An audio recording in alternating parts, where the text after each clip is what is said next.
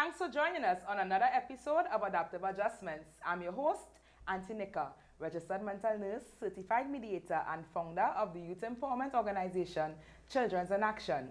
So guys, for today's episode, we're going to be looking at sexual abuse in children and identifying some of the signs and how you as a parent, also a caretaker, can, manage this outcome and, find solutions to the problem. With me today on set, I have none other than Kamima Phillip Lambert. She's also a colleague of mine, and I'm just going to give you the opportunity to introduce yourself to the general public. Hi, Aunty Nika. Thanks for being here. Thanks for inviting me on the show this afternoon. Well, for those that don't know me, I am also a registered mental nurse. I'm currently the Assistant Hospital Administrator of the Port of Spain General Hospital. I was also the Assistant Hospital Administrator at the St. Anne's Psychiatric Hospital. I worked at the Child Guidance Clinic, at the Wellness Centers. I managed the Carenage Mental Health and Wellness Center for 3 years. And here I am now to bring you some tips concerning child sexual abuse.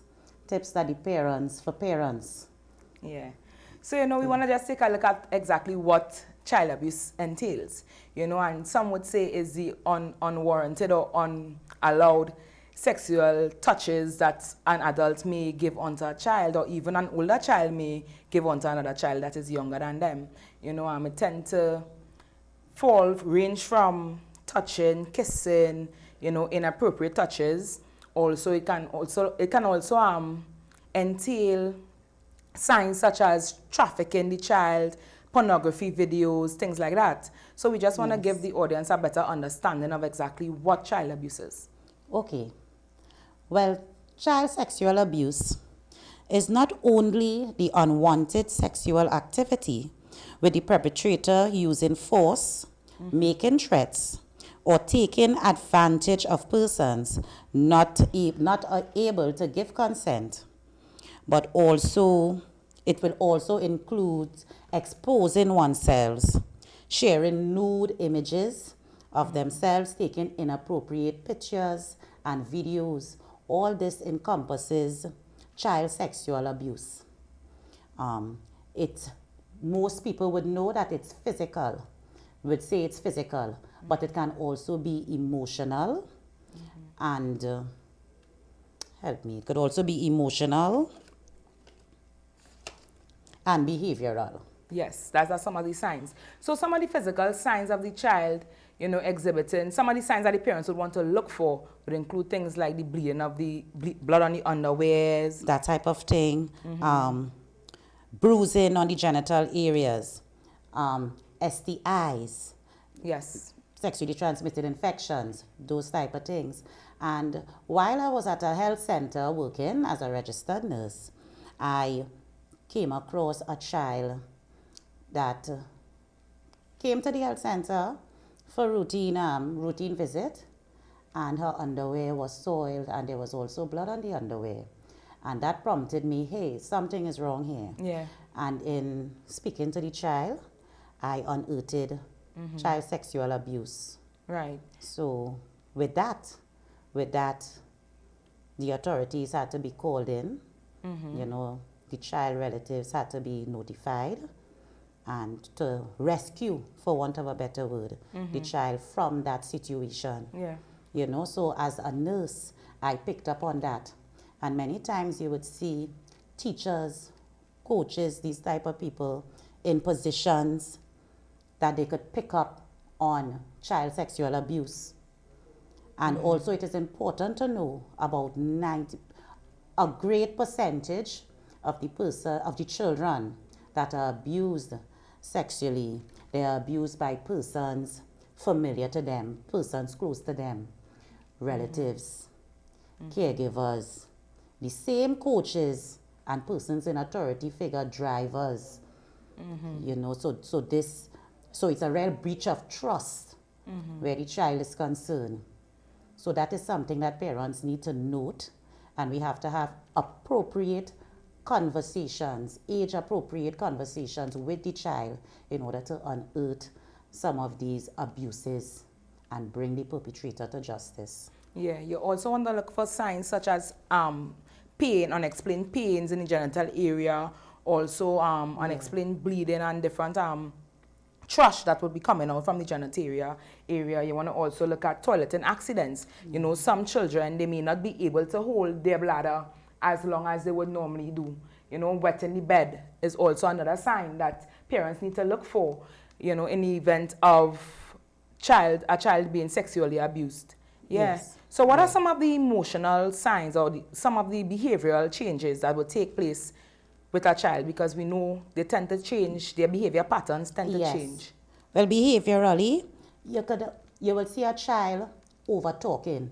You ever notice some children knows everything there is about sex and any sexual topic? They know from A to Z. That is a telltale sign that something is wrong. It's not age appropriate, especially for the younger ones, to have all this knowledge. Sometimes you see children small as 5 and 6 years old. They were saying, I have a boyfriend, I have a girlfriend, and they want to hug and kiss. And that is inappropriate for a child that age. Right. A child, let's say 15, 16, they might have a boyfriend. Right. And have a kiss here and there, but not a child 5 and 6 years old.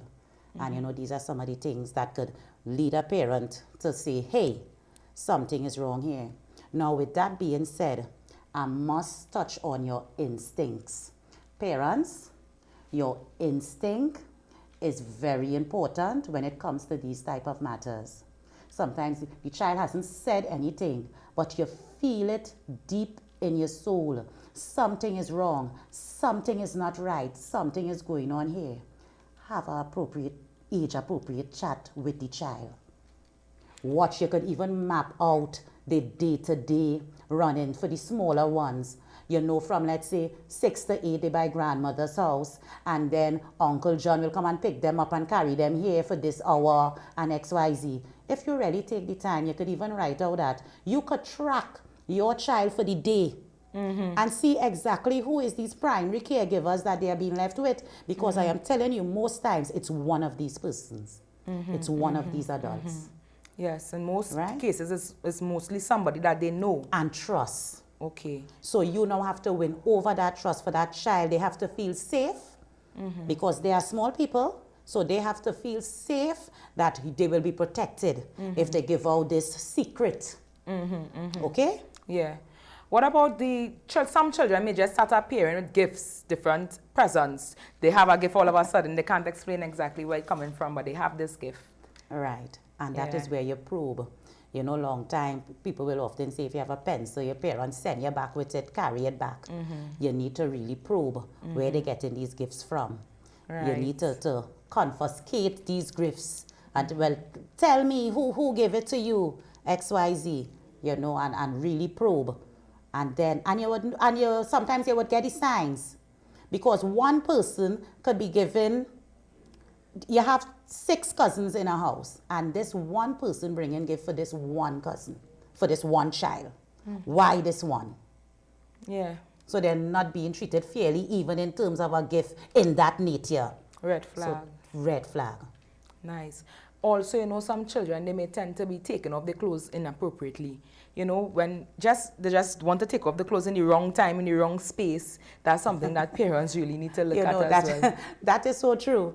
And sometimes to the opposite of that, some of them would be hiding. Yes, yes. They're hiding. They don't. Everybody going to the pool, they're changing, they're putting on their suits and so, and you don't want to do that. Right. You understand? Yeah. So you have to look at it. It could be vice versa.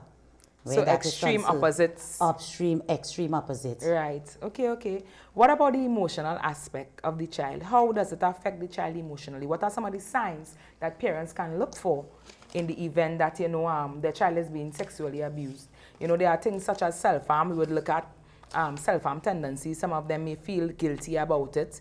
You know, some of them may want to engage in activity. They may become withdrawn from others, you know, instead of they interacting with the family and interacting with their friends, they tend to stay alone. They tend to just want to cling to this one particular person.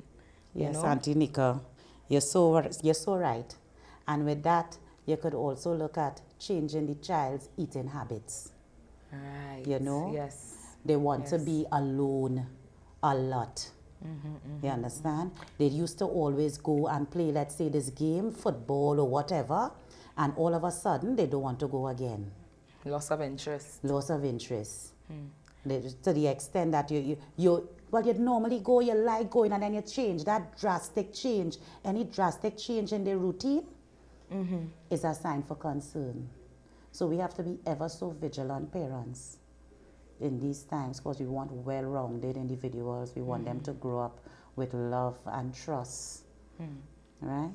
Also, one of the signs that they want to look at as well is the decreasing confidence. A child may be very well confident about themselves, and all of a sudden they may just stop. The confidence may just drop. They no longer have that drive to do the things that they wanted to, as they would have said earlier, and yes, because it plays on the self-esteem. Yeah. Some of them thinks it's their fault. Right. Because sometimes I saw it happen in a household. They had 2 sisters, and only one sister was being abused, and she was feeling as if she did something wrong. Why he's not even doing it? Was a relative. Why isn't he not doing it to the other sister? You understand? But the thing is, it was he had the opportunity with the one that he was getting through with, because she would be the one to normally see about the relative, carry things for him, that type of thing. The mother will give her his meal to carry for him, and he would get the opportunity there to fondle with her, to abuse her sexually. And she was a more quiet child. Generally, she was a more quiet child, where the sister was more outspoken. So he didn't take the chance with the sister. But that left that abused child feeling as if it's her fault. And it brought down her grades, it extremely brought down her grades. And she was having a lot of problems in school, even in terms of cutting and so, and it was detected in school by the child guidance counselor. And then that case was brought to us. It was brought to us at the wellness center. That's how I know about that case, It really plays a toll on the child's mental, being exposed to sexual abuse. And the hurtful part about it is that it's from somebody who they know and trust, as you rightfully said. And in cases like that, in the event that you see or you suspect that a child is being abused, how do we go forward as adults? We see a situation, we believe that this situation is affecting the child, we see certain signs, as we mentioned before. How are we moving forward? Let me bring this straight. Let me bring it real to the people. Here, what you could do. All right, it's suspected that this is taking place, let's say, by the grandmother's house. You send the child by the grandmother's house. You're going about your normal business as usual. You might have to lose a day pay, or you lose a few hours pay, or whatever, but you come back, you tap back. Drop in unexpectedly. See for yourself. And with that now, you could alert the authorities with evidence. With evidence, so that we could deal with the perpetrator and get the help that the child needs. And in so doing, the child would feel, hey, mommy did something, they did that. She came back. She caught him for me. She did that for me. And that trust could start to build back with adults in the family. So somebody, the things that we always practice as psychiatric professionals is, in the event that something like that happens, is to always build that trusting relationship with the child. Help the child to understand that, it's not that you don't believe them, you absolutely believe them. That's one of the first things, actually showing the child that you believe them, and building that trusting relationship with the child for them to understand that you are there for them and you are here to keep them safe. Right? And so much times you need evidence. To act. And that is one of the ways to gather such evidence. By tacking back. So parents, you should make the time. Dipping it in the pot one time. So let's say that in a situation where that isn't possible, tacking back, or you don't have the access to that avenue, then switch it up a bit, Nika. Switch it up in terms of what you do where your child is concerned. They normally go by here during the week and they do this on the weekend. Switch it up. Change schedules. Change schedules. Right. Change things. You know? Yes. See how best you could do that. Okay, this uncle was available and doing things. Ask her aunt. Ask a good girlfriend. If they could look at the child for you at a particular time. Okay, the child brings some, you notice some signs with the child. According to your job or so, you take a vacation. Go away with the child, even if it's a week, a few days. And in that time, you could find out, you could unearth certain things from the child. They might be more freer to talk in a different environment. Yeah. I understand. Yeah, so that's the next way you could go. You create a diversion. Yes. So that you're able to get at the child in one way, for the child to open up to you by keeping them away from the person that would have them keeping the secrets. Stretch up the routine. All right. Okay, so I want to go a bit deeper into it. You know, I want to talk a bit about how it is you're going to interact with the child, having suspected that the child now is a victim of sexual abuse. You know, we want to look at, as we said, building the trust and relationship. We also want the child to understand that we believe them. We want to give them the opportunity for them to talk. You know, it has some parents, right? The child will be speaking and you want to finish. You want to finish, as a parent, you want to finish the child's sentences for them. No, you allow the child to speak out. Let them speak clearly, right? And you don't try to interrogate the child when they're speaking. You allow them to really say their part the way that they interpret it, so that you now can just build as a parent from there, know how to move forward. And in that way, you find that you would get a better understanding of exactly who it is, when it happens, how it happened to begin with, and how you could move forward to keep the child safe and free from embarrassment as well. And I have one word for that. Unconditional love. Parents and caregivers. Well, it's 2 words actually. Unconditional love. Yeah. Be there. Be present. They need you. That is a lot for anybody to take in, even adults that have been abused. And this is happening to a child. Yeah. This is a small person. The person is 5 feet taller. How much pounds heavier? They need a champion. They need someone in the corner. And the person would be you, the primary caregiver. Just deal with them in love. Totally if it's to prepare the special meal, lie down with them in the night before they fall asleep. Things that we know we could do, things that we would have done, but sometimes with life and the hecticness of life, you leave it out. You forget, make that extra effort. Yeah. Because at the end of the day, we don't want them broken. Because from that, we end up with broken adults. We end up with a broken society. Yeah. Right, that's really deep. You know, love. Parents need to show the child a better love, much more love in the event of this circumstance. Sometimes you're tired, just as Nika said. Just listen. Yeah, you have your own bed and them have their own bed, you lie down. You're tired, you lie down by them. What happened today? Just listen. And you could fall asleep right here.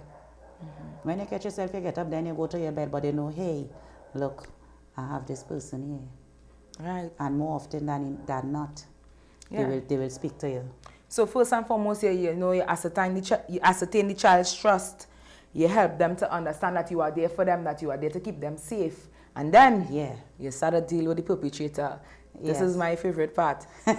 We have different avenues, parents, that you can go to. You don't want to do the vigilante justice and pull out children. No, we have to deal with them. Right? No, there's the police station in Trinidad and Tobago Police Service. Yes. Right? They have a child protection unit that deals with matters like that. Right. So you want to go to the station. Yes. You want to report it. You want to also help the child to understand, in all the love and in all the sharing of information, that there are some things that cannot be kept a secret. True. Yeah. So true. Yeah, but you want to use a discretion as well.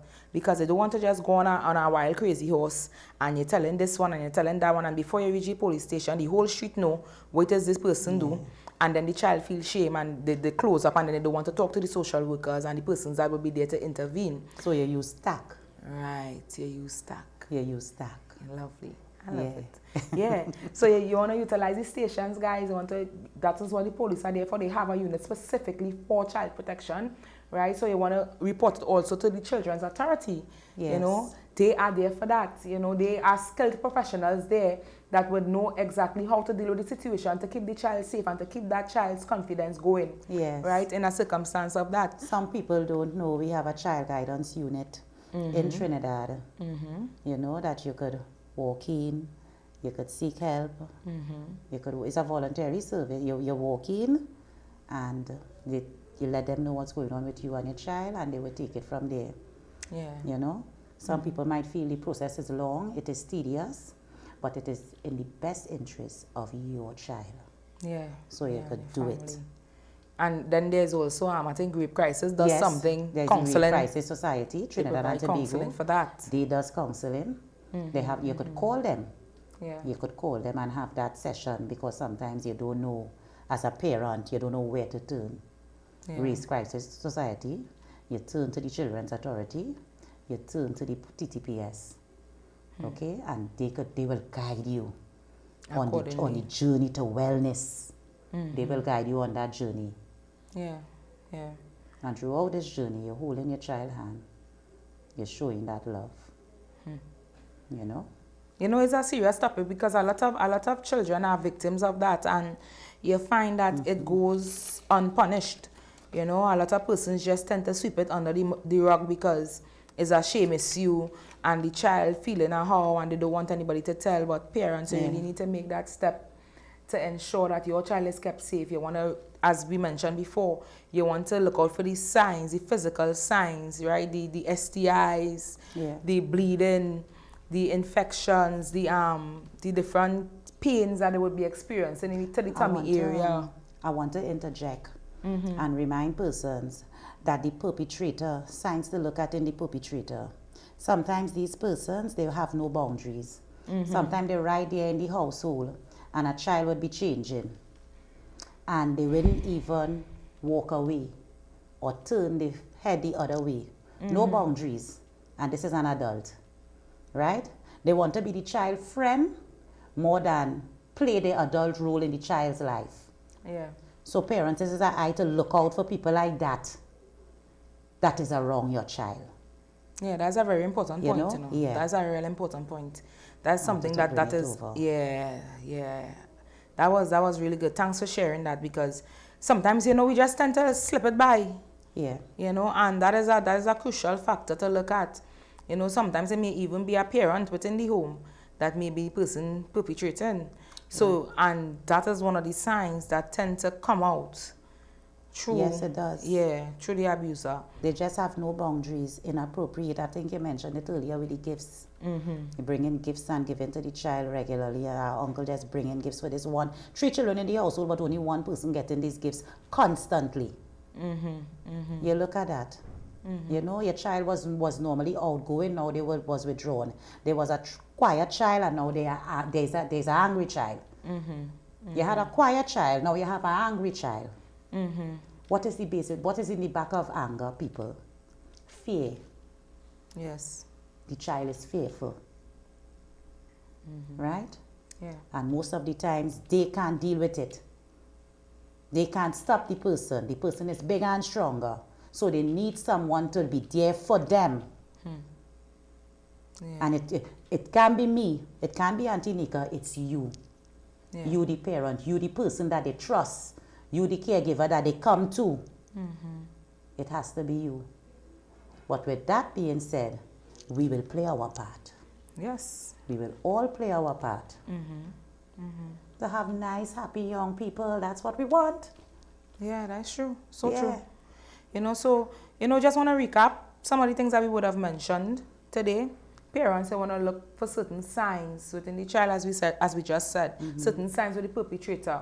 the different physical signs, the different behavioral signs, right? The children talking a bit about sex a bit too much. They tend to know a lot about the topic. They know everything. Yeah, they finding themselves in positions and watching at videos and things like that that are inappropriate at an inappropriate age to be doing such, right? They want to look at the different emotional aspects, the lack of confidence, the self-esteem issues. Yes. Who was talkative is now introverted. Who was introverted is now extroverted, things like that, right? Undressing in public, running away from school, indulging in drug use. This is the older children running away from home, running away from school, you know, and seeking validation. Right. In other things. In other things that is not beneficial to them. But on the back of all of that is low self-esteem. They feel they are not worthy of anything good. Yeah. Because they feel because violated. of what has happened to them. You know? They feel maybe I deserved it. Is I had on the short pants. Is I walk so. Is I do this. Is I do that. Yeah. And they tend to make them believe that. Correct. Yeah. So we had to reverse that. Yeah. So parents, in reversing that, you want to switch up the routine a bit. Yeah. You know, create a map out of your child's schedule, right? Try and track back to where they were, the different interactions with the different caregivers and the caretakers, right? You want to, if you have to leave to go to work a day to come back in the middle of the day or even after an hour or so, just to see something. Yes. Yes. Yeah, you do that. Parents, you do that, right? We're in the 21st century. Yeah. What about a little device in the child? I was watching a movie once, I had a device in a child here. Or even you could set it up in a room. And you seeing all what going on. Yeah. And you don't have to tell anybody. You set up your little device, you have your thing on your phone and you're watching to see what's going on. Yeah, there are even cameras now like bulbs. Yeah. Abuse take place, you have your evidence, you have everything, you take it, your child is removed from the situation and the person could be brought to justice. Yeah.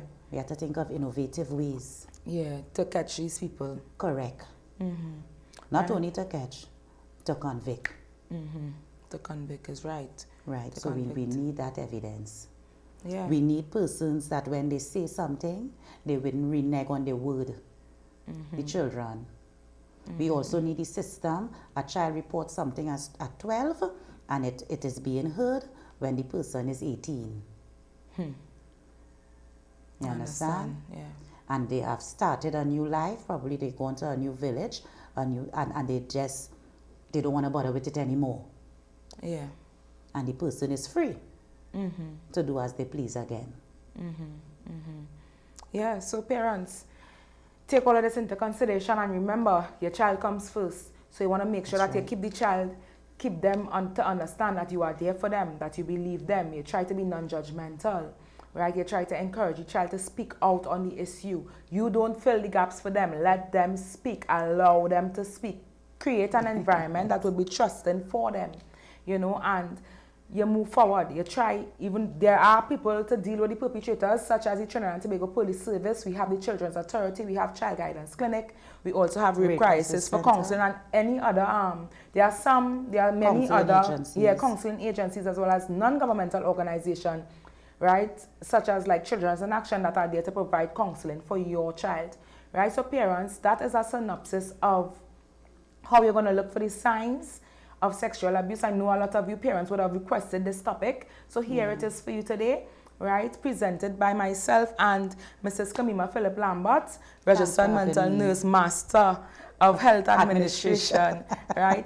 Assistant Administrator of the Portsmouth General Hospital, Child Guidance Nurse. You're making me blush. She have a list, people. She have a list. So, you know, this is good information. This is legitimate evidence-based practices that we are sharing with you guys. And if you parents really take it seriously and you take these steps that we just mentioned, you will be on to, you know, having your child recover, right? Yes. To being that child that you once knew, right? And that person would be brought to justice based on the different systems that are put in place to orchestrate that. So well said. Yeah, before we go guys, I just want to give a special thank you, right, to Bling Dong Apparel for my wonderful dress this evening. You're guys. looking lovely, Aunty Nika. Thank you.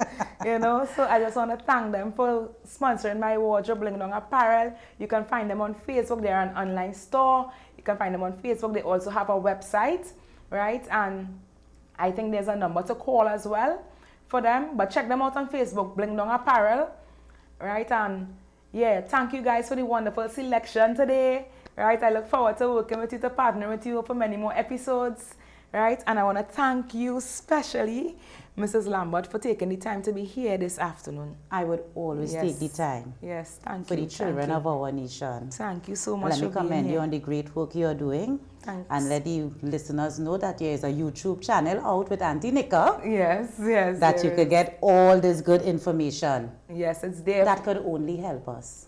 Yeah, it's there. We Help have a lot us. of different topics that we touch on Yeah. as well. You know, we have now, this is signs of sexual abuse. This is added to the repertoire, I should say. Yes. Yeah, but we have a lot And of we would different keep going. episodes. Yes, we we would will. keep going and empowering, bringing and sharing with you all the tools that is available to you all. Yes, yes, guys. So tune in, right? Adaptive Adjustments with Aunty Nika on YouTube. We also have our Facebook page at Adaptive Adjustments with Aunty Nika. Also our Children's in Action Youth Empowerment Organization page, right? Feel free to reach out to us. My number, if you all have any concerns or need to speak about anything in particular, my number is 309-9288. That number again is 309-9288, right? You can email me as well at adaptiveadjustments@outlook.com. That is adaptiveadjustments@outlook.com. So guys, I want to thank you all for listening today. Today was a very impactful topic, you know, a very serious topic. Yeah. So I want to thank you all for listening. Thank you for being here. You know, I'm your host, Aunty Nika. See you on our next episode.